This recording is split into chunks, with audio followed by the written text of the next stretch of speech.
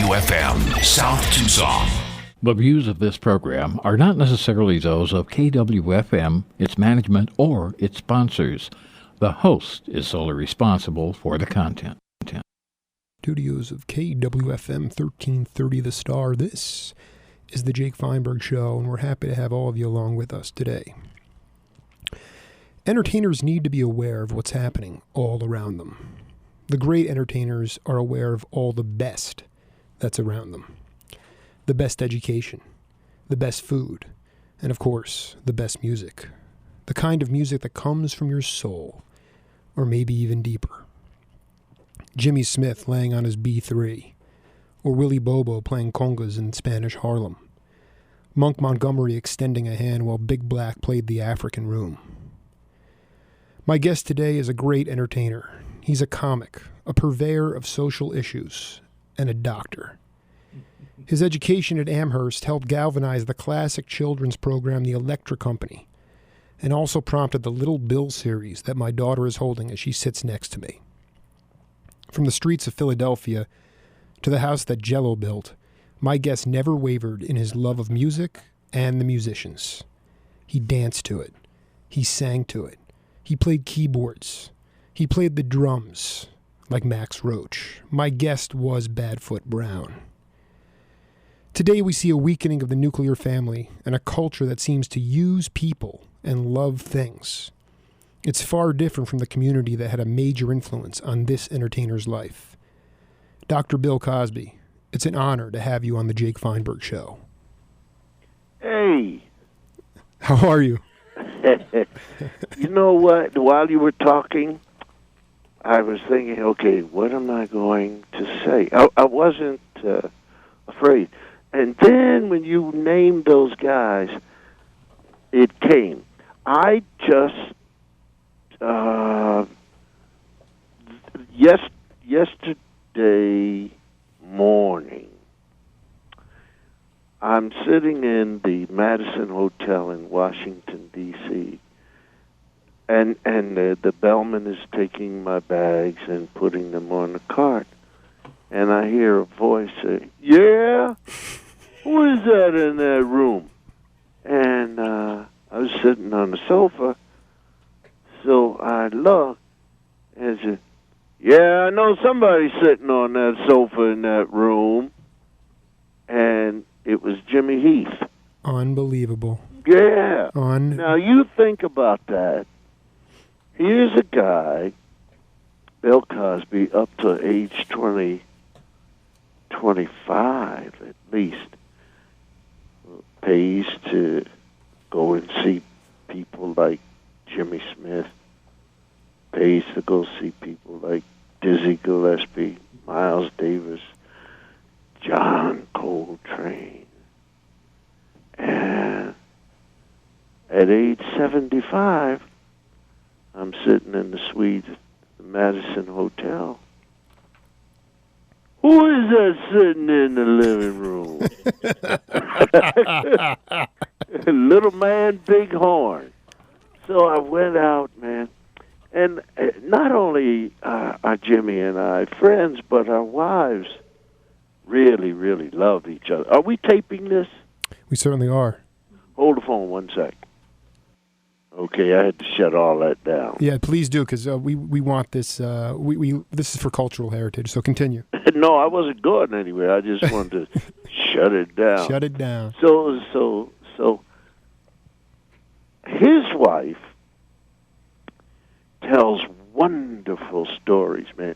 I don't know if you ever will be able to get her, but she talks as a woman who in the days of the 50s and early 50s and what she would do, she and a girlfriend, they just loved the music. And she's from over in New Jersey, and she fell in love with Jimmy. But I always call her Camden. And so that's my signature yell whenever I know she's in the area. If I show up, I just yell it, "Camden!" And I hear a woman's voice say, Oh, Lord. It's Cosby. Now, let me tell you this one Go ahead. story. Mhm. So, I'm sitting there in the hospital in the visiting chair, and Dizzy Gillespie is sitting on the bed. And there's a fellow who was with Dizzy. I had never met him, but he's making it all a mystery because I don't know what's wrong with Dizzy, but nobody will say. And Dizzy later, shortly thereafter, died from it. And it was pancreatic cancer. And Dizzy's sitting there, so I came to visit him. And I brought him some watermelon from Bravo Johnny's because we had dinner there about a month ago, and he ate his watermelon and other guests' watermelon. Right. And he would call it a letter from home. Hmm. So I brought him some watermelon. He's sitting there and he's eating it. I mean, he's dressed and everything. So he ordered the guy out of the room. He said, "Go out and take a walk." So the guy went out, and he looked at me. And he said, "I need some money." I said, caught off guard, I tried to make sense. I said, "Dizzy, you're in the hospital. What do you need money for?" I said, "I need some money." I said, "Okay." And I went into my pocket and I gave him 3 $100 bills. So Dizzy died about 2 weeks later. Okay, that's a wipe. Now, about 9 months later, I'm at the Blue Note in Greenwich Village in New York, Manhattan. Sure. And so they're honoring Lionel Hampton, and I'm the MC. I used to pay to see Ham. Now I'm up on stage. I mean, all this, I'm just looking and saying to myself, whoa, man, I don't know what's bigger than the privilege, that I'm in for free, or that Ham knows who I am. So,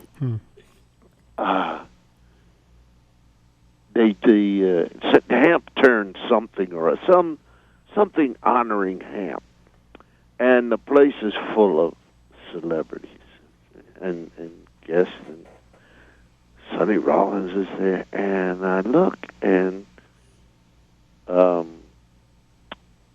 Milt Jackson's wife is sitting, and the guy says, "That's Dizzy's wife." And I had never really met her, but I've spoken to her a number of times, calling for Dizzy. And she will answer in a way like, Dizzy is wandering somewhere, or she, it's like, wow. Right. That's Dizzy's wife, but, she's really in charge of everything. So, anyway, I'm all excited about her. And after the set is over, I come around and I hug Milt's wife.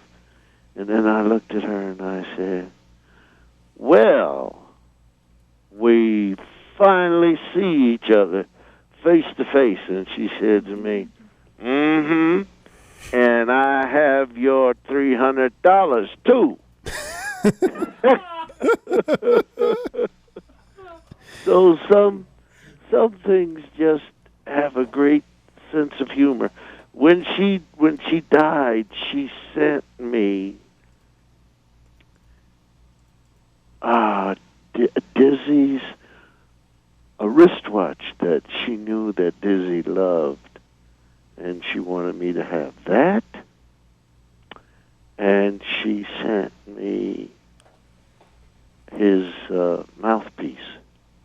to his trumpet. Yeah. That is, I have to, and that it's beautiful. We're talking to Dr. Bill Cosby. I had to ask you something. You grew up, born and raised in Philadelphia. You spent a lot of time at the Earl Theater, and I know you recently took part in the reopening of the Howard Theater in Baltimore.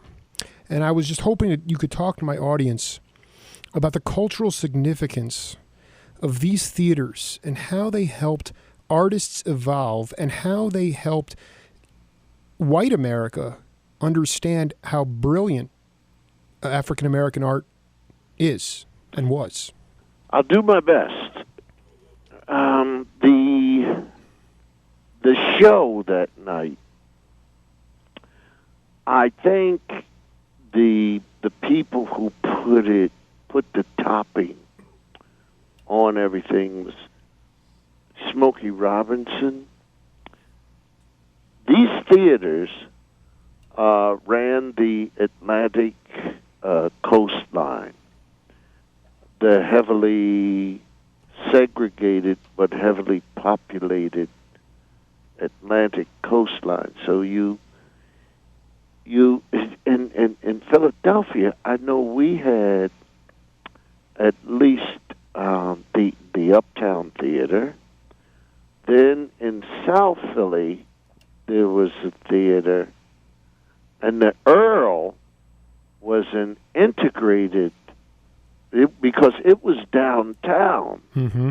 and they had the big acts.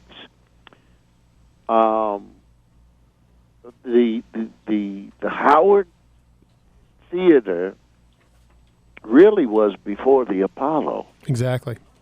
The Howard Theater opened and closed twice, I believe, and was named after a gentleman, abolitionist, who was in the service. And he had a name, I can't remember the rest of his name, but you would, in hearing his name, you would think he was black. And his last name was Howard. And he fought President Johnson harder than he fought the enemy, because Johnson was really a very, very bad man in terms of race relations. So this General Howard became also a Methodist minister and established this school in those days of freed people, and now the education for the freed African American. They would call these schools normal, meaning you would get this education and you could teach Mm-hmm. reading and writing and arithmetic, et cetera, et cetera. He established the Howard University. The theater is named after him, but the theater really was established, oh gosh, I can't remember the woman's name, but she was up in New York and came down, and she had these dancers and actors, and they put on these special events at the theater and up and down this what I will call a corridor. Then that all shut down, and the theater came back, and then the Howard had these shows. The shows they ran 3 shows a day, and according to Smokey Robinson, I think when the Motown people, they're the ones who really, established this as a business. The bus came, these poor girls or these poor young men rode the bus. They were obviously protected. But when you think about doing 5 shows a day with only 20 minutes in between, in a theater and everything is fed, brought to you in the back alley. I mean, and still coming out, and somebody in charge of the wigs and the dresses and of course the rehearsals. And where do you stay? Well, they line up some friendly people, and some people said yes, and then things fell apart. So their lives in those days, and I mean the Supremes. Smokey, if you ever get him, I'm sure, man, he will light up your station, telling you about this. And I'm not heralding suffering. I'm talking about people who were working, and they were working towards that wish upon a star to become famous, and the things that they had to do to be on time, to get out, to do it. And I remember listening to an interview with John Coltrane, and the guy said, John, you played the Apollo. And John chuckled. He said, yeah. He said, well, was it anything different about playing the Apollo? John said, well, we had to do a number of shows, and so they asked me to cut my time to 40 minutes. It was something like that. They cut his time. That's unbelievable. Yeah, unbelievable. Yeah, and because John's solos are 40 minutes. Right, easily. Yeah, easily, yeah. So John said, yeah, he said, and I got in a number of songs, but I think some of those solos were better. You know?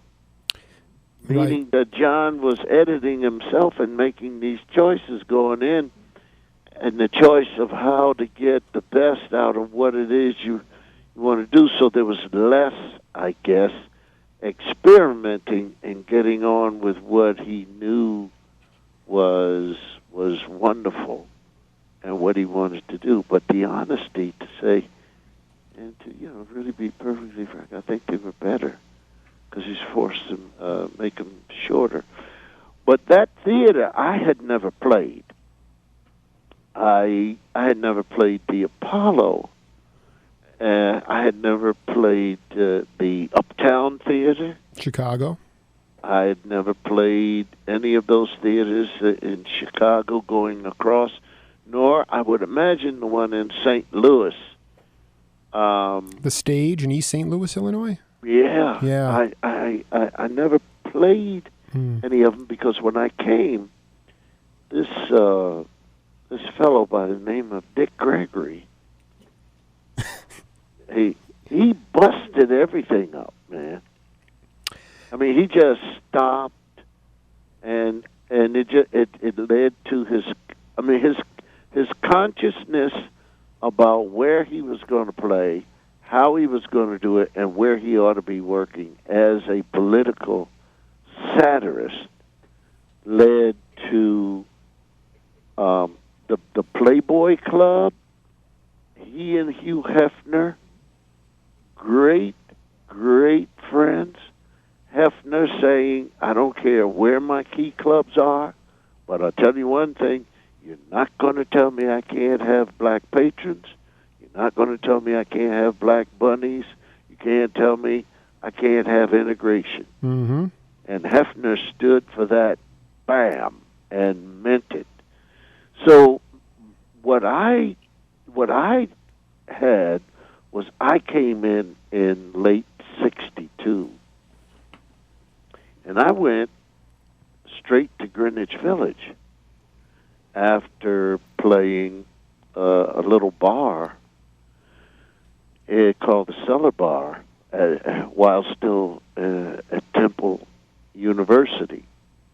So those places I I never frequented, but I do know that to walk through that Howard Theater and then listen to the history as Smokey and some of the other musicians talked about it, the ordeal of some 5-6 shows a day, pulling in on the bus and the change, and I'm thinking female as I'm talking, because guys, you keep your tuxedo on and going on, but the girls, Right.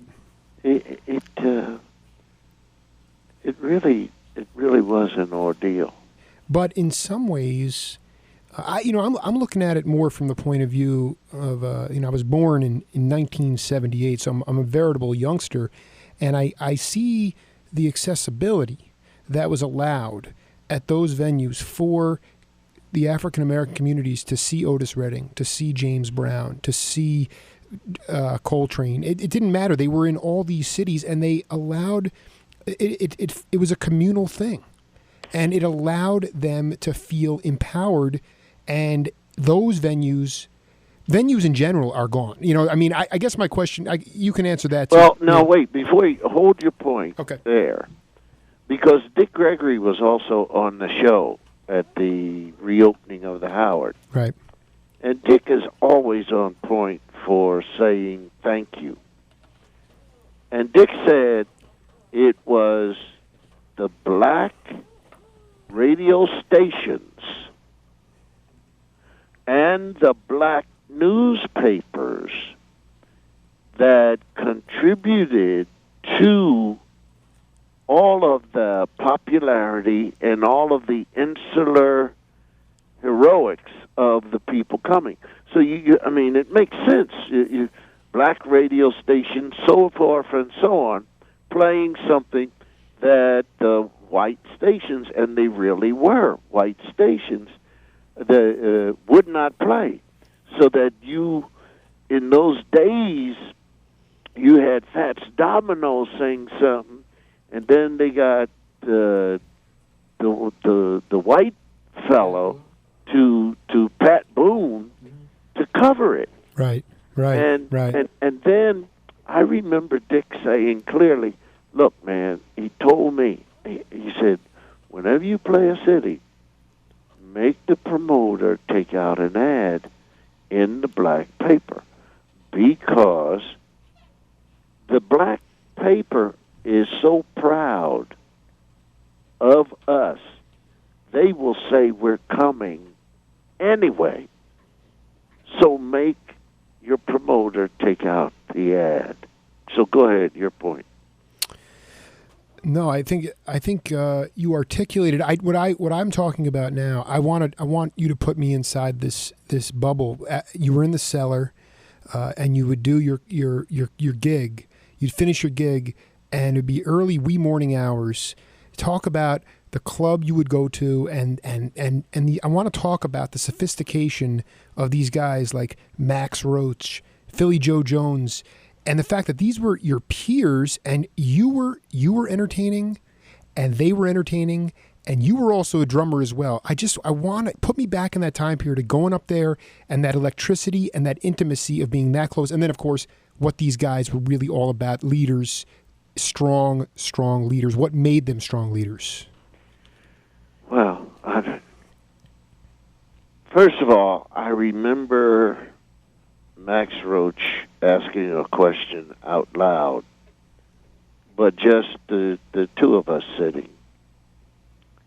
And he said, speaking about himself and his fellow musicians of the music, why is it we always have to go downstairs to go to work? And it was odd that at least 90% of the clubs they played, you were downstairs and then you sat down. Now these clubs, by the way, like when you see, I don't know if you've ever been in the Village Vanguard. I have, yes. Well, you see how many people they can get in there per show. Right. It's tight, but they can squeeze them in. Yeah, but they can only get in about 100 people, man. Exactly. That's nothing. you know, and don't forget, it was like $2 cover charge. $2 cover charge. And you get to see Max Roach and Clifford Brown. I'm always smiling when I hear recorded live someplace, whether it's Billie Holiday or Miles Davis, and the applause sounds like, well, it's 24 people. Right, right. But it sounds like 24,000. Well, not really. What I'm saying is, I'm listening to the applause, and I'm saying, this genius, these heralded people, Billie Holiday and Lester Young backing her up, recorded live at the so forth and so on, and she finishes a song, and I hear what I know to be feeling at 24 people. I got 24 people at this recording date listening to Billie Holiday. I've got at the Black Hawk in San Francisco a recording. I mean the LP, the famous one where I guess he's lighting a cigarette and there's a beautiful woman looking at him. He's got his coat over his shoulders. Saturday night at the Black Hawk. Yeah, like he's a Frenchman or something. and man, while this thing is going on, while he's playing, you hear people talking. So what they went over there, and then you hear, like, in the background, the bartender, making one of those drinks. I say to myself, these people have passed away. Yes, here are the geniuses of America's classic music. Here's, this is not, somebody in a great hall, although we get to My Funny Valentine and Miles on the Columbia album, and Miles is stepping and moving, and all of a sudden gets to one of those emotional moments, and you hear one guy in the crowd say, "Yeah," because he knows what's coming, man. And shucks, it's nothing like it. But to go to the Showboat on Broad and Lombard when Gloria Lynn has her hit, and it's been on. The Guy Marks had this AM radio show, and of course it's a hit on that jazz program, which comes from New Jersey. The Red Hill Inn had this upscale jazz room, and it costs $1 for the matinee, 4:00 on a Saturday. 4:00 matinee. You get a drink. I don't drink, so I get a Coca-Cola, and that's all I have is $1. And I mean, these people they went from hearing them on the radio, playing them at the parties and dancing to them in the house parties, and seeing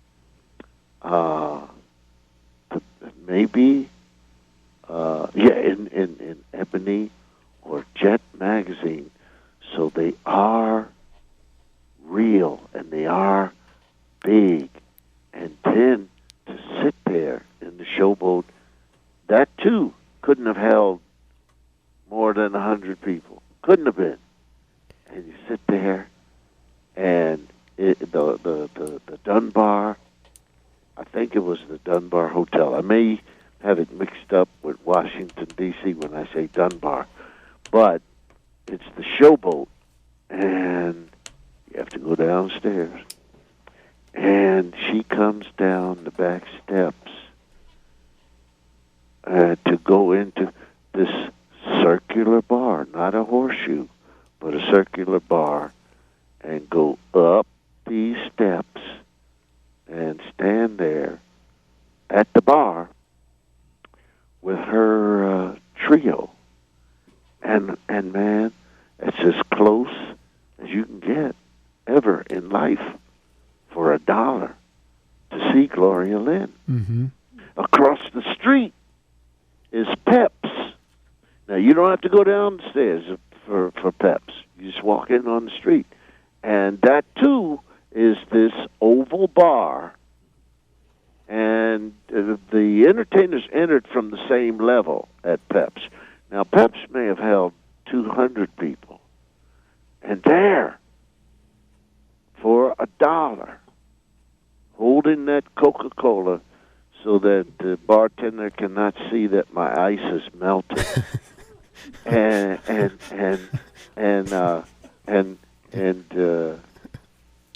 there's Dinah Washington. Wow. I can see her. Mm-hmm. I'm not talking about now. I'm talking about then. I can see her, man. I can see trickle of sweat come down the side of her cheek, and she wipes it and continues to sing. I mean, heaven. To go down the steps, 52nd Street, Birdland, with the brand new Mrs. Cosby, who is a woman of the temps and does not, and thinks that jazz musicians are just not behaving well people, and to sit after I finish at the Basin Street East. I come 2:30 in the morning, and there's one, maybe 9 people at the bar, and the tables, I guess they served food. These tables would have held something like 50 people, maybe. And there's the kitchen door, and the musicians have their back to the kitchen door. And there's Elvin and McCoy and James Garrison. And I have some money now, so I take my wife. Yeah, right. And every night after I got off work from Basin Street East, 49th in Lexington, we went, and she was brand new then, man, so she, you know how when you get them like that, they do what you say. Right, they listen to you. For about 3 weeks, and then it's over. I know. and so that was it. Sitting there listening to John every show until 4 o'clock in the morning. And it got to the point where Elvin knew me, and John knew me. Well, they all did. And McCoy and Garrison are from Philadelphia. And John had some living time in Philadelphia also. But Elvin would sweat. I mean, sweat dripping, bleeding through. And as time went, and I would take Camille to see them, and she would still go. But Elvin would get off at the break and come over with his dripping. It became a comedy act, because there's Camille, just regal in whatever she has on. And Elvin would hug her and leave all this sweat water. Yeah. It was it got to be a habit, but Camille wouldn't run. All she ever said was, "Oh boy," That's it. and I would do it on purpose sometimes. Elvin, look who's here! And she said, "Don't, oh," and Elvin would come with his arms wide open to give her a hug. But for me, Yeah. to know that Max Roach called me to say, "What you doing?" For me to know that these musicians that I on record, I mean, to go to the record store in the 50s, in the early 50s, just go to the record store, small stores, and say to the lady, what's new? She said, well, we just got a new one, and didn't care who it was, just buy it because it was new. Take it home, no sampling. Just take it home, put it on. And one of the most interesting things, I was here in Philadelphia, and someone set up a shoot for me to do a public statement for something. And the crew came in. I let them shoot in the exercise room. And after it was over, this white fella came up to me. He says, I just want you to know that I don't know if it's his mother or his aunt, used to sell you LPs at Germantown and Shelton. I said, what? I remember her, man, this white woman. And I said, well, what is she doing? He says, well, she's singing. She sings out at so forth and so on and such and such. I said, get her on the phone. And we missed her. But later, we connected. And that was wonderful. There she is. I didn't even know she wanted to sing. But it was just wonderful. And being the MC for the Playboy Jazz Festival, that put the cherry on top of the icing for me. Because George Wein is going to pay me now. I have gone from $1 holding that glass with the ice melted to the bartender looking at me with evil eyes, and then to becoming a person who could pay, and then becoming a celebrity where the club said, no, there's whatever he wants is on the house, to now I'm going to be paid to MC the Hollywood Playboy Jazz Festival. I'm sitting on the stage, man, with 2 chairs. Camille is sitting out in a box at the Hollywood Bowl, 18,000 people. And I get to say, Dexter, and I said it again to the crowd, Dexter, and they started to cheer. And they all said, then they all finally caught on, and they said, Gordon. And Dexter started to play. And he's no more than 28, 30 feet from where I'm sitting. And George Wein is paying me. And then there's Dizzy and the big band. I introduced them. Then there's Nina Simone. Then there's Nancy Wilson, Etta James, and J.J. Johnson, who comes out and then tells the audience to give me a big hand. I'm saying, oh, man, this life, my music, you talk about crackling and to go into, to be sitting someplace, man, and have somebody, while I'm on a break, some group is out there playing. And the guy said, Max wants to ask you a question.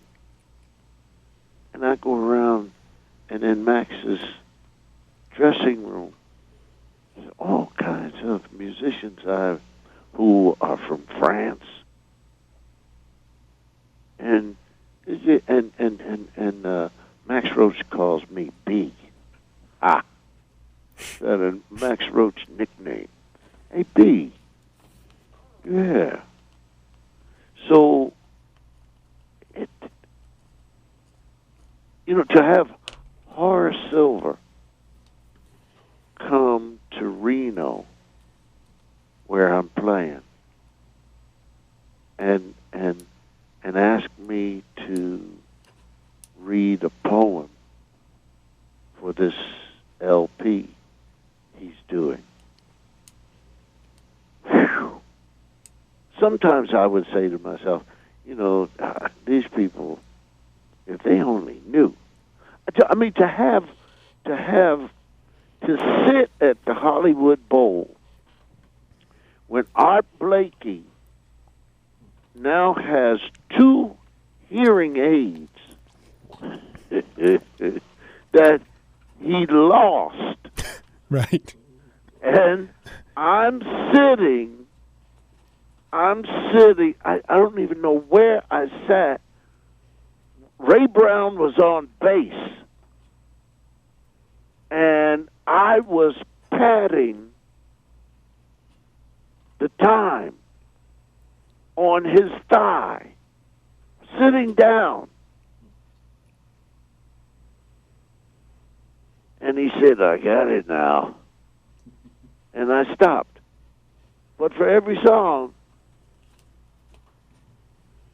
I would pad out whatever Ray and the guys were counting.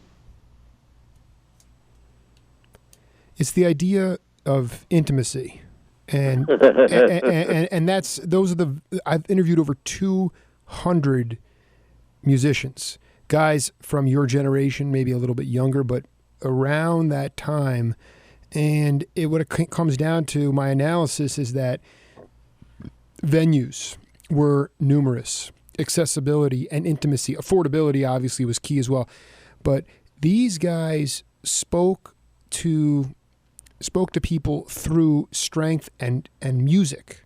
And the idea that you could be that close to someone like Ray Brown or Willie Bobo, who, as far as I know, was as good an entertainer. Well, he's a great timbale player, and bongos, congos, but he was also an entertainer. Jimmy Smith was an entertainer. These guys were multifaceted, just like you were. So there was a crossover. I'm fascinated. If you go into talk a little bit about this crossover of entertainment, you had Wilt Chamberlain owning a jazz club in North Beach and Smalls.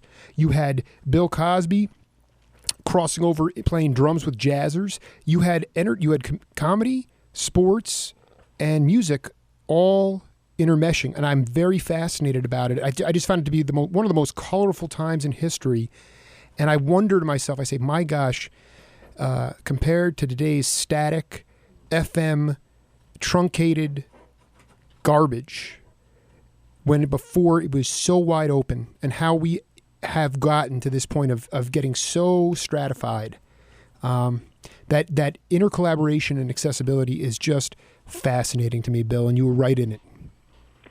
Well, I'm very, very, thankful. But if I talk to my 38-year-old daughter, Mm-hmm. she's starting to move into it.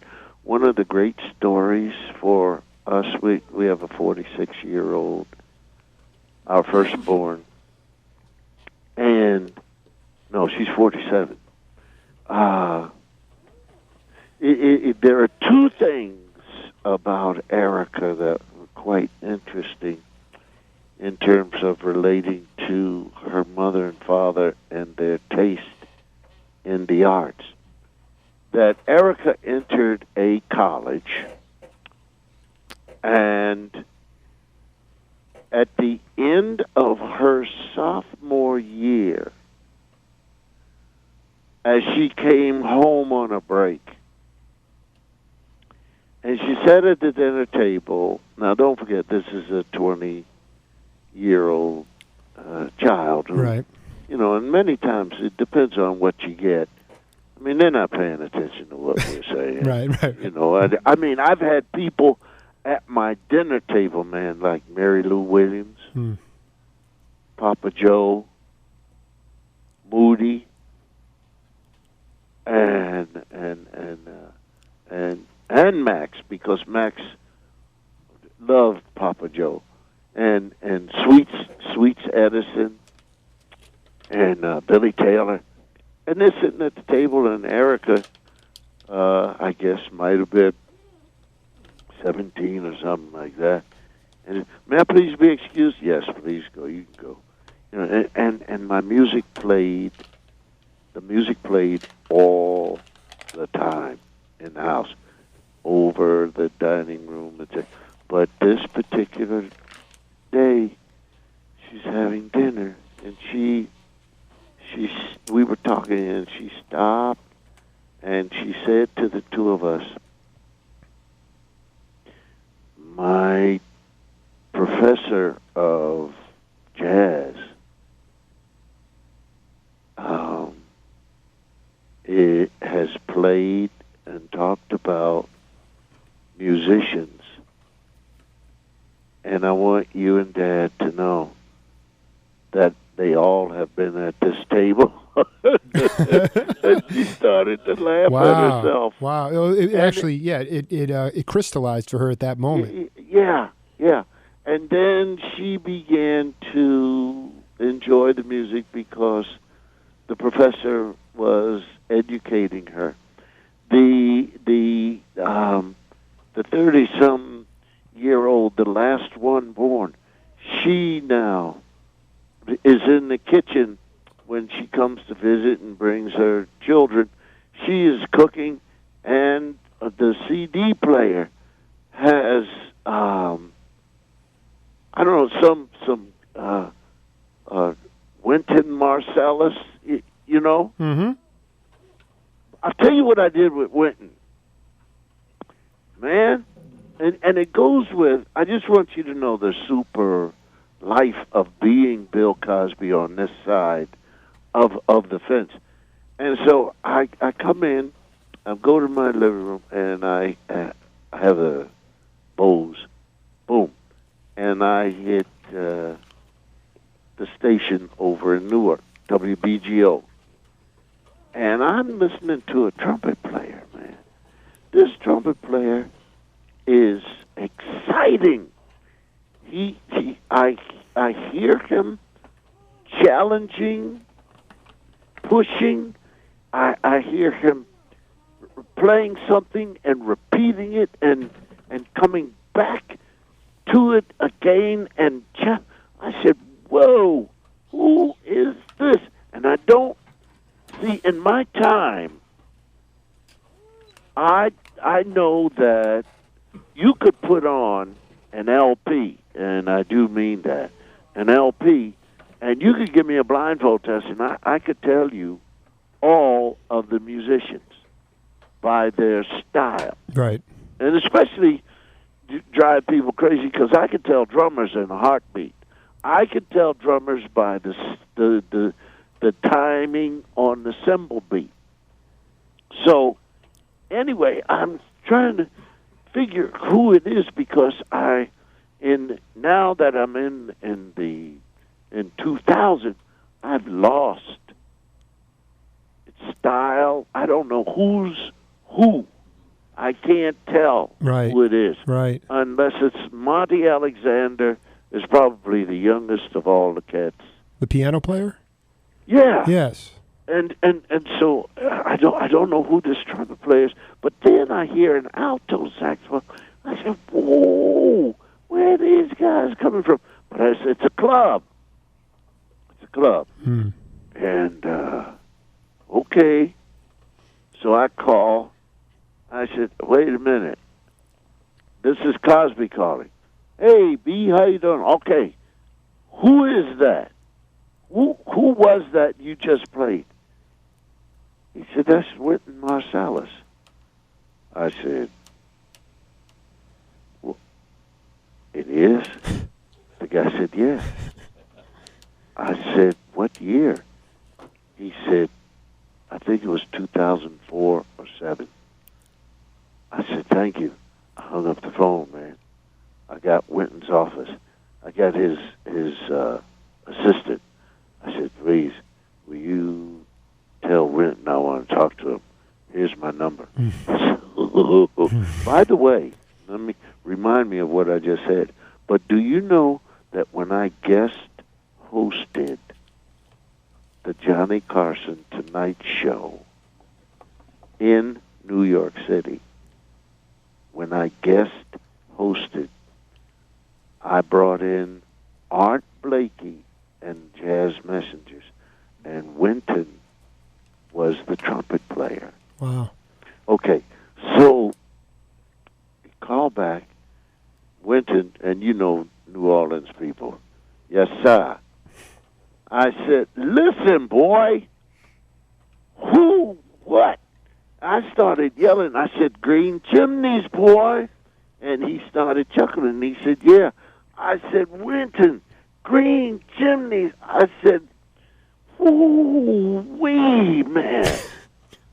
And I just blessed him, I don't know for how many minutes.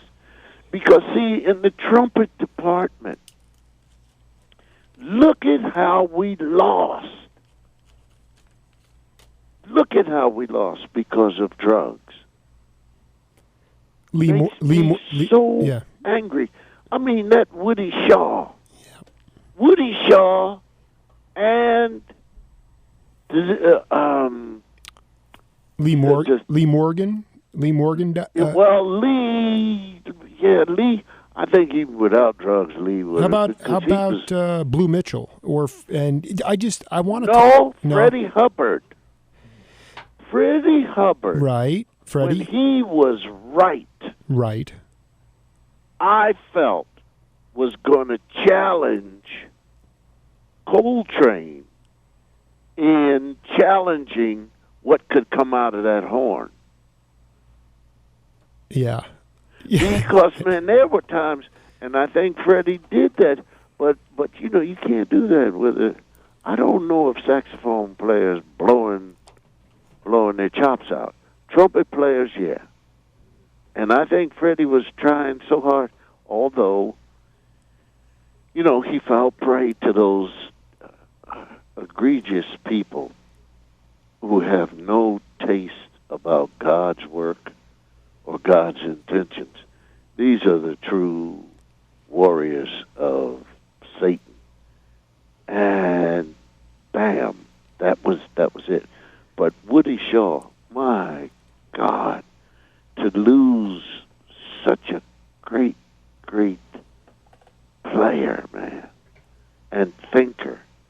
But I do think that Hubbard was the one who was going to be able to challenge John in being innovative with that horn. Now, how many minutes have we gone already? We've gone 55, and I haven't even gotten to most of the stuff I wanted to talk. Okay, but now let me just clear up something here. Go ahead, yeah. You'll be edited. You'll be able to edit it and go back and get it.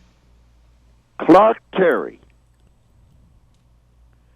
is the guy who, when we're on stage together, can out-funny me. That is really astounding to hear, actually. I mean, I'm telling you, I work second banana any day to Clark Terry. The man is as quick as Jack B. Nimble, and had he, I do believe, decided that instead of that music being his love, had he decided to go into comedy, he would have made it, man. Big. he didn't do too bad in jazz, though, in music. He did just fine. Well, of course. Bill, I wanted to ask you,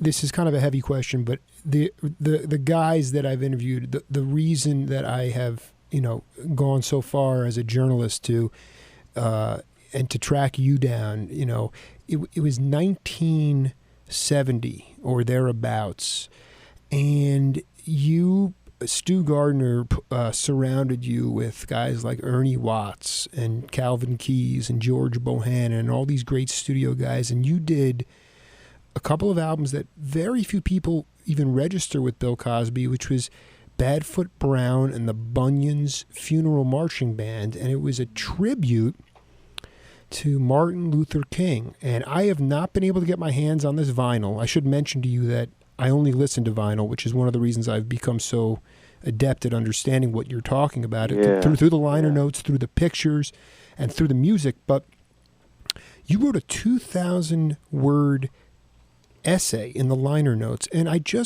could you take my audience back to that time period, because you were recapturing, you were putting into perspective the day of his funeral, and I was hoping. Well, don't forget Rudy Johnson. Rudolph Johnson. Thank you, and I was going to bring it up. Thank you. You're reading my mind. Yeah, because there's nobody that I know of who could play a ballad and lock it up. Now, I also want to tag this. Billy Higgins is the only musician I have ever had on a date recording.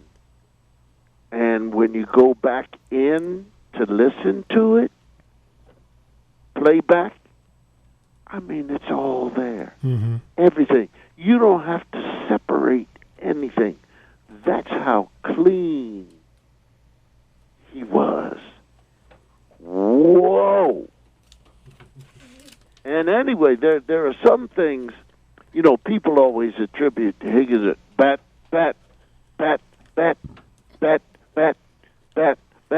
you know what I mean? Oh, yeah.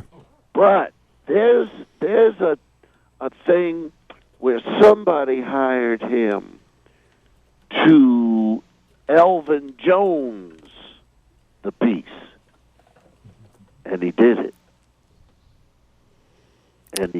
Right. He was so versatile. He could, every guy I talked to, he just got the tenor and the mood. It could have been Lou Tabacan. It could have been some avant-garde thing. It could have been Mingus. It didn't matter. Or it could just be straight-ahead bop. Now, Louis Nash is like that. Louis Nash, he's a chameleon. Brilliant. But I do have one, Roy Haynes. It's very short. Go right ahead. So celebrating his 85th birthday, and I wanted to say to the audience something special. Because Roy is very paranoid if a comedian is going to introduce him. Roy is wondering what you're going to say. And I said, I just want everybody to know, I asked the fellow who owns this club to extract this particular piece from a session live at the 5 Spot or something, the half beat or the note, and you're playing with Thelonious Monk. And it's Johnny Griffin and Abdul.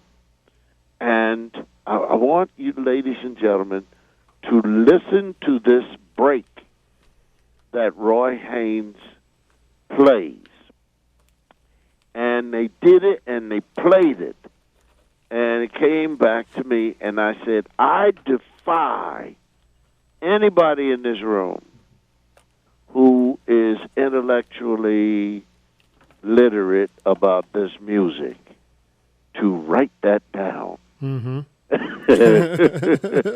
said, and that is why Roy Haynes is the only drummer in the world who does not have a drum book, because there it is. You can't write it down. What do you say about that sound? Take the drums and throw them down the steps. So go ahead. Well, Dr. Bill Cosby, I am asking you, first of all, I want to thank you for taking an hour of your time to tell these great stories. Among the things that I would like to continue to cover with you at another time is your time as what you've seen, the change in our armed forces. Well, first we're going to have to cover the recording that day with Big Black and Willie Bobo. I want to do it. I want to do it on vinyl. I want to do it with it. I got to get the LPs. Well, I don't know where you're going to find it. You don't have a copy of the LPs? Hey, man, I have a wife. So do I, and she's ready to throw that thing out the window, man. I'm telling you. I just brought back. Somebody just sent me a gold medal, a replica. But it is a gold medal that I won in 1961, the Mid-Atlantic Conference Track and Field Championship. I won the high jump. Unbelievable. I put it on her desk. She said, "What is this?" See, this is 48 years of marriage, man. Comes down to, what is this? I said, I would jump on your head. But it doesn't make any difference, man. It's over.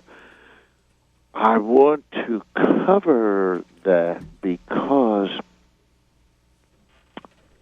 you're talking about Big Black and that drum. That drum is that huge thing that you see in these concert halls when the symphony is playing. And he had those big sticks. Boom. And I pointed to Willie. There's no music written for this. I pointed to Willie, and we knew what it was.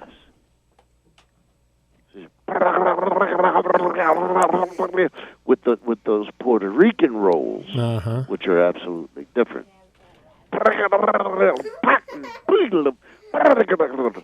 Boom, bow, boom, bow, boom, boom.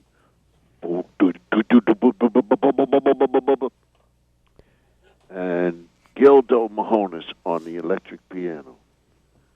Bang, dang, dang, dang, bang, dang. Big Black. Boom, boom, boom.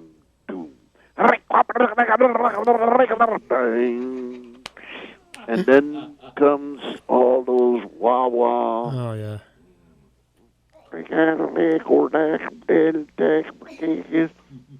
Point to the saxophone player sadly playing mournful. Yeah. And then on the other side, man, is the hit. Hybish? Hybish? Shibish. It's Hybish, Shibish. You know, this is why we have Bill Cosby on it, because I thought it was Hibbish, Shibbish. I'm glad you... No, yeah. Hybish, Shibish. I was always doing some Hybish, Hobbits. Because to me, the people keep coming up after we do things in the studio, and they say, what is the name of the song? What? And that's I do believe that's where the title came from. So what? Because somebody's bothering Miles. What are we going to call this thing, man? You don't have a title. So what? So what? It got to be that. But it two bass players, and then there's that little Ron Johnson with the unfretted bass, and he's strong because he was the one on Hybrid Shybrid.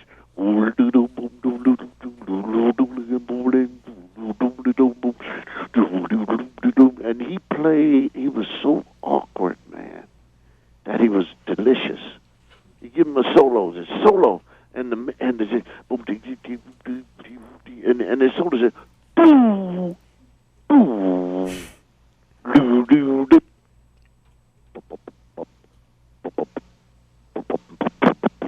boom, boom, just smile, man. Turn around and look at Stu and say, people, other bands don't have this. I just think also, and it brings me back to the story you told me about seeing the women singers, across the street from each other for $1 with a Coke, and just the emotional state, the psychological state of being able to walk out of that club and be on such a natural high, and to see something so gripping and emotional as that music. Well, and that, you're going in an area that is, you have to tell that because you're a journalist. Here's what amazes me at age 75. So I'm 15 years old, man. This music is huge for us.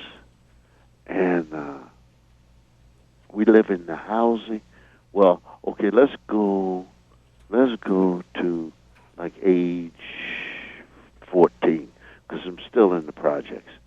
And Joe Johnson, who lives across the street, and I don't know who else, Joe Barnett, and he said, how we got the word, how they got the word on what happened to certain musicians.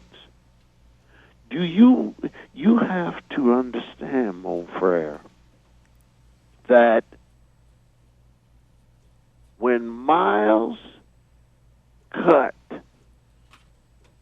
Red Garland, when Red Garland left, that went through the projects more than somebody passing the Bill of Rights. Really? Because, hey, man, did you hear? What? Red Garland, man, left Miles. You say, what? And everybody said, well, that's it for Miles, man. He's gone. People didn't realize his genius. And the genius of, doesn't make any difference who he put in that band, man. As long as they, what's the, man, they got a guy named Wynton Kelly. Ooh-wee. So all of a sudden I said, oh, man, what happened? Philly Joe's gone. Well, that's it for Miles, man. Philly Joe's gone. Who is it? So we got, and a number of guys, Tony Williams. Right. Been a number of drummers that Miles took, Jack DeJohnette and Ndugu Chancellor played, and a whole bunch of them. But every time Miles made the changes, the same thing. Well, that's it for Miles, man. And it never was it for Miles. Never was. It only ratcheted it up more. Well, it was proof that, when they go into rehearsal, Herbie Hancock, all those guys, Wayne Shorter. But I will tell you this, Doctor. You look at a man in his 80s, Benny Golson. Right. Responsible for so many tasty, classic pieces. It's just wonderful. to know that this guy was right there in North Philadelphia at Ben Franklin High School. To know that James Garrison, right there at Benjamin Franklin High School. Archie Shepp, up there at Germantown High School.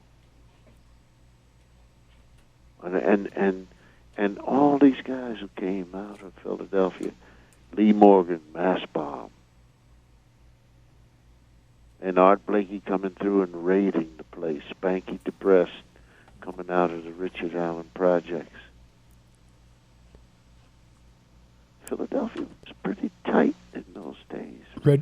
Reginald Workman. Reggie Workman, Germantown High School. And a guy that I had to ask you about, a guy that you must have seen, is he's still doing it. Actually, I visited him when I was in Philly, was the drummer Mickey Roker.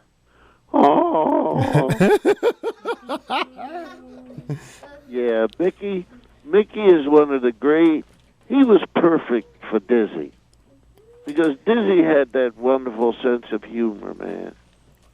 And Mickey loved, but Mickey does not know the first encounter Bill Cosby ever had with him. Because Mickey came down and played Jimmy, somebody, I forget his name, but I watched Mickey, and I was about, maybe 15 years old or something. And Mickey was playing, and the left hand was just, and I said, whoa, I'd never seen triplets before.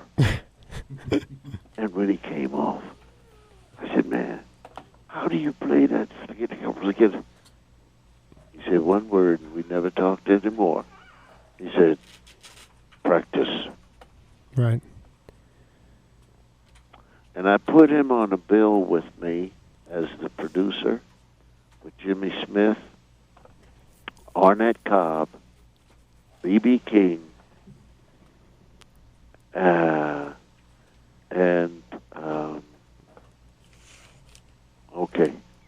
I can't remember the rest of the band. But it was a time when Jimmy Smith decided that he just wasn't going to behave. Nat Adderley. And I really never forgave Jimmy for that because he just smelled up the joint. Yeah. He was jealous of BB and a whole bunch of... But Mickey kept trying to bring it together. And it just... Carnegie Hall, man. Carnegie Hall. And he picked that date to tear his britches. But... whose idea was it when you were the PE teacher on the original Cosby Show to bring in guys like Groove Holmes and Jimmy? Excuse me? What kind of stupid question is that? We've been talking for an hour and 10 minutes, and you talking about whose idea? Get off this air and go off in the closet and take a $2 cover charge. Man, when I had a little piece of power, mon frere, just give me a little piece of power, and I'll go get a musician. Do you know I played with Groove Holmes? And that was my apology to him. I played drums with Groove Holmes. Somebody got sick. I don't remember who it was, and they couldn't find Donald Bailey, and I was the last thing ever. I had a $75 set of drums, and there was no way you could tell me I wasn't the second coming of Philly Joe Jones. Right. And the guy said, this is 2 blocks from my house. The same place where Mickey had played. And they called me, and I ran down with my drums, going to play with this organist. And there's a Hammond B on the weekend, and that's what they call an organ trio. Hammond B, tenor saxophone, and a drummer. And set them up on top of the bar. Okay, here I go. I'm Philly Joe Jones, the second coming of, and this guy wants to play.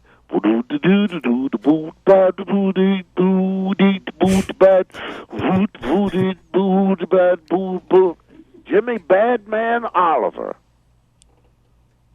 You use that name when you talk to Mickey, he will fall out the chair.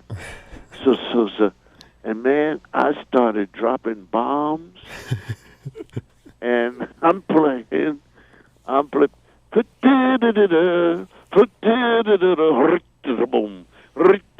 he's going, and he would turn and look over his shoulder, and I played one set. He told me, come back and get your drums later, and he gave me my $10. But it was so funny, man, because I would not do what he said. And he looked over his shoulder, and I hit something, and it was on the 2 and the 4, with the left hand. And he said, "That's it, leave it right there." And I said, "No way." I went on dropping bombs. I was hipper than the entire room. Groove Holmes. Whose idea? It's mine. That's right. Pay tribute to these guys because they really didn't have them. They had a lock on them. I remember my director when I did the Huxtables, and there's that wonderful time when on stage we had all these all-stars. And my director, knowing nothing about jazz, called Art Blakey Mr. Art. When I brought Mario Bauza up to pay tribute to his participation with his music and the solos, and then had Willie Colon. Of course, that's the trombone. Yeah, right. And I had Willie Bobo on my variety show that lasted one season. And lasted is not really it. I think Monday Night Football, we went up against it. That was their first year. And I remember my brother Russell saying to me, "You better be funny." Yeah, you're going up against some competition there. Whoa, man. But I remember the great thing. I wrote the sketch, and they did it. They said, "Okay." And the sketch was about these used car salesmen, because he used to put a lot of them on TV locally, so everybody knew. And the guy would say, "Hi, friends, this is so forth and so on, and you come on down to my place if you had a car for so." And I put Willie next to me, and I said, "Okay, Willie, I'm going to tell these people to come down. Well, of course, you'll know. But what I want you to say in Spanish is, please don't come down here. This man is a thief." And then do other things like he will rip you off. Right. The tires are not the best. The engine is no good. And I still think that was one of the great, most hilarious sketches. And nobody's ever done anything like that, man. No. And it was just wonderful. Last question for this segment, Dr. Cosby. Talk to me about the difference, the vibe of North Beach, Northern California, and Southern California. I think you were one of the luckiest people. I mean, you've earned it, and you've busted your tail, and you were a workaholic your whole life, very creative. Talk to me about the Northern California jazz scene, specifically the yogi, Rudy Johnson. Well, first of all, I'm East Coast, which means bottom. Strong bottom. Mm-hmm. Mm-hmm. West Coast is Stan Kent, Shorty Rogers, and Chet Baker. in the top. Bud Shank is about the hippest thing for me. Love Shank. He's a Tucson. He's passed, but Tucson guy. You know. Yeah. Yeah. Well, but even then, see, they're coming out of European classical music. Mm-hmm. And my music that I'm brought up with is the Messengers and bottom, Right.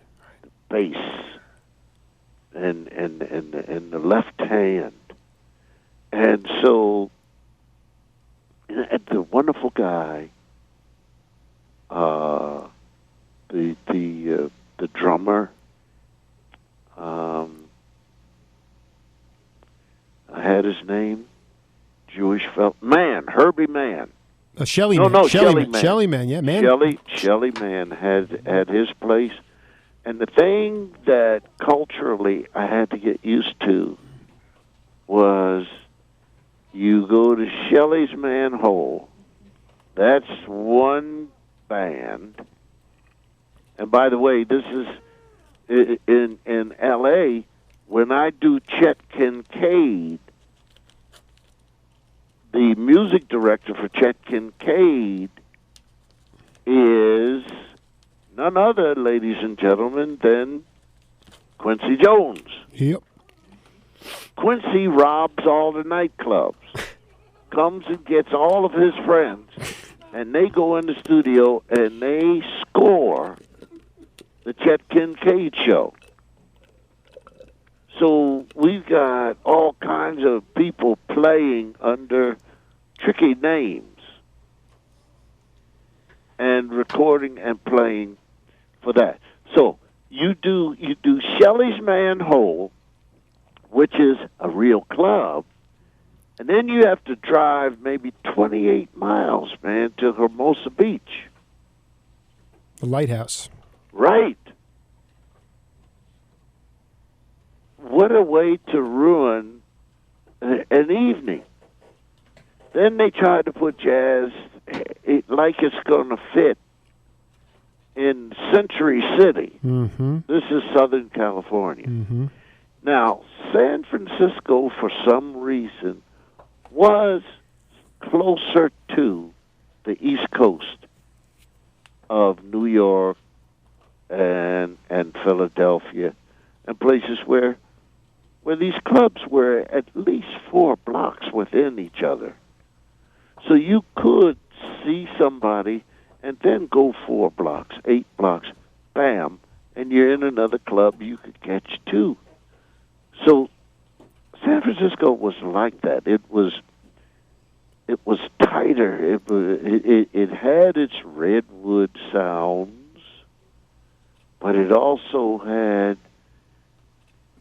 that cavernous thing of the East Coast.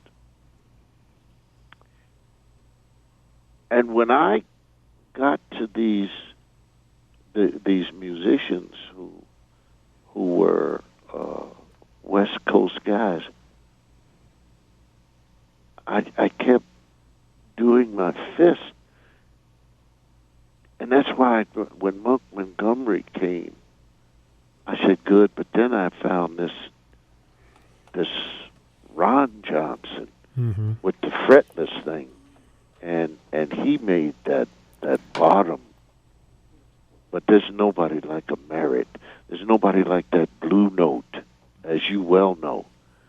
That Blue Note sound when that bottom comes through. When Wayne Shorter writes, see, they don't have that on the West Coast. You don't have a drive. And Art Blakey hitting a backbeat. Man, I remember one day Stu and I were in the studio, Stu Gardner and I in the studio, and I wanted that sound, but I didn't know what it was. And that poor drummer I drove him because he was hitting a single stroke, and it was coming out. I said, "No, man, no, that's rock and roll. I don't want rock and roll. There's something." And I took my fist and it's something like, and this guy just stared at me and he looked at me, and I'm sure this cat is about as good as anybody. So I said to Stu, "Art Blakey is in town. Go get him." So we sign Art. I give Art some money over and above, which later he still came back and asked for $500 more.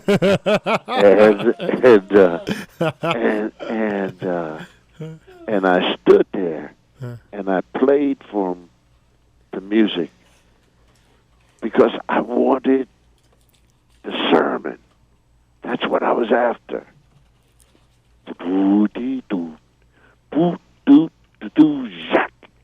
And man, the first note he hit, I don't know about you, mon frere, but when music is right, and if you can get the person to hit exactly what you're thinking of and better, you can grow hair. It's just fantastic. And when Art hit that thing, jack, and I looked at it, and I said, aha. That's a double stroke. It's like a single press roll with one stick. But it's actually a backbeat shuffle. And so there you have it, one of the greatest jazz drummers, timekeeper par excellence, doing a backbeat shuffle.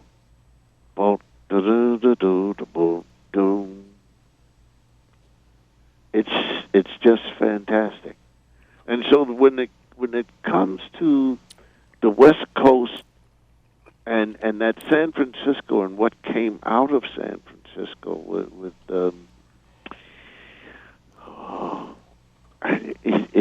I think that the rock and the acid ran jazz out of town. Kind of that Santana thing too. There was this. I'm fascinated about the Visadero, the Both And Club, Jack's on Sutter Street. The idea that you go see Chester Thompson, the organ player for Tower of Power, was a bank teller by day, and at night he was singing those beautiful. And it was that rhythm and blues soul. It was that fusion. So I agree to the extent that drugs had a lot to do with amping up the sound of jazz and rock and roll, but there was a period of time when Jon Hendricks brought that evolution of the blues out there, and a lot of the East Coast guys like John Hurd emigrated out there as well. Cal Tjader was out there, Brubeck was out there. Stop. I will. Cal Tjader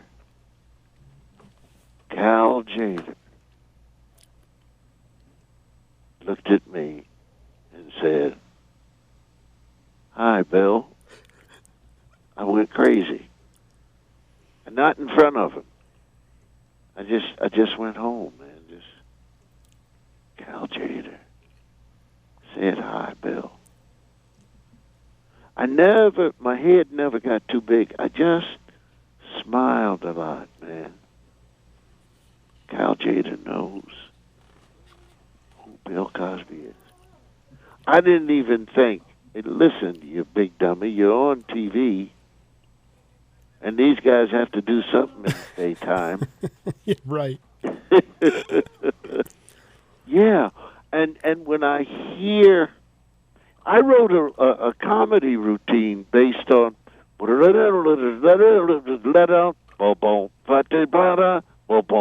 you know that song?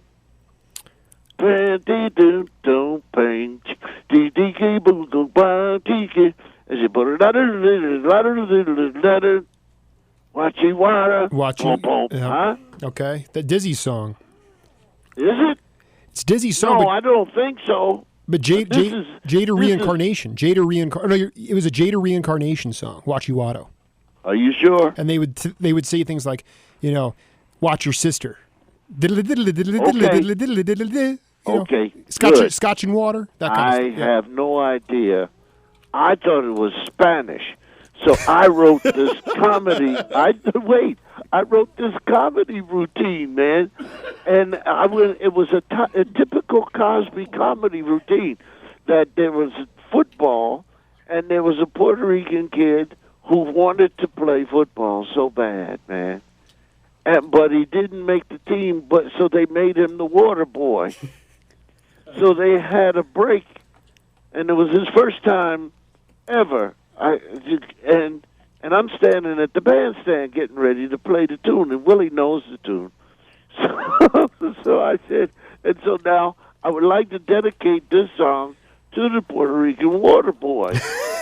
I said, and he ran out onto the field, and we were kneeling down, and he tripped, and the bucket tilted over, and everybody said, watch the water, boom, boom, watch the water, boom, boom.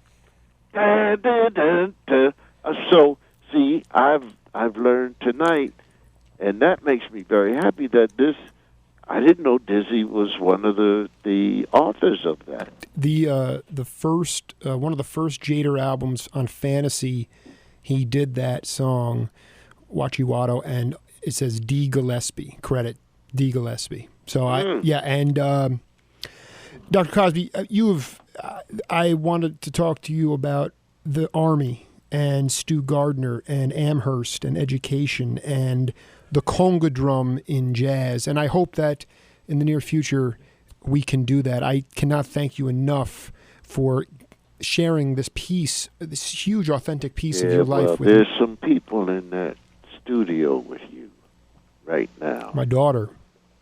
How old is she? She's 7 years old. $2.50. She owes me. Han, Cover charge. $2.50 to Bill Cosby. Cover charge. Cover charge. Have her say hello. Hold on one second. Come here. Tell Bill Cosby tell him what you do with those books. I read them. How are you? Hello? Go ahead. He said, "How are you?" I'm good. Okay. Never mind. I won't put any more pressure. Is Mommy there? No. Just for you and Dad? Yep. Okay, I'll only charge you $1. Okay. No, Bill, she's not shy. She couldn't hear you. So she'll talk to you about the Little Bill series. We read the books relentlessly. So you like it, huh? Uh-huh. Yeah. Well, thank you. Because what I tried to do was give kids a feeling of a real human being who's animated. Because a lot of those things that you guys have on TV, I don't know what those people are trying to do, but I don't hear my grandchildren laughing. So watch out. If I ever start animating again, you're going to start laughing again. What's your favorite part of The Meanest Thing to Say, Hanny?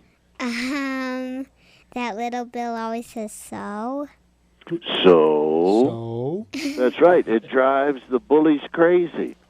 And she's actually implementing that in first grade right now because we know that bullying is a huge part of our society. But the idea that these books are real, Fuchsia, Kiku, all these people doing the improvisational stuff, going outside, being the outdoors stuff. But my daughter has actually seen me, she's seen the evolution of my show from Pat Martino, another Philadelphia guy, to now bookends Bill Cosby. She'll just send me your P.O. box and she'll send you that $1.50. Well, we'll hold off because the next interview I'll let her in for free. Hey, so we make it a white. All right. Dr. Cosby, you made many people in Tucson very, very happy today, and I look forward to collaborating with you in the future, my friend. And we have to, and at some point during this interview, I will answer one of your questions. I was going to say we never got to Rudy Johnson, the yogi, and I know you thought he was amazing. We have we'll be in touch. I just we Tell Stu yeah. to see if he has a 45 in his collection, because my wife has thrown everything away. Come on, and Camille. it's called, and I narrated it and said, and that's how I met your mother. And Rudy has a solo in there. It is, I mean, he was, and that's what makes you tear up when the people leave, but not for all of them, because sometimes when they leave, the people have recorded them. And so you have the beauty of Betty Carter. You know. See you later. Bye-bye. Bye-bye.